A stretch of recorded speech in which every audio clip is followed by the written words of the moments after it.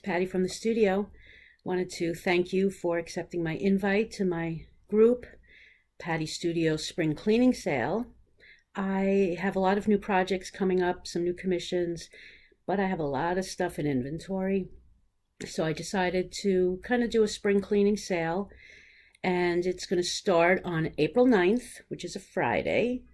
And what I'm going to do is on Friday the 9th, Saturday and Sunday, starting about noon Eastern time, I will be posting things for sale, one every half hour, probably 8 per day.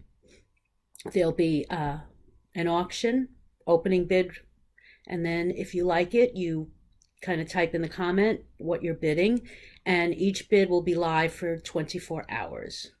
I will then reach out to whoever won. Payments are through PayPal, and I think it's a nice way for me to kind of get my work out there. It's going to be original acrylic paintings, it's going to be some collages, and also some vintage collectible pieces that I think are just special, and I wanted to include them as well.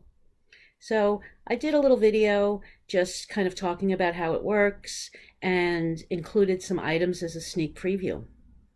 So if you have any questions, reach out to me, and thanks for coming on the journey with me. So here we go. Let's take a look.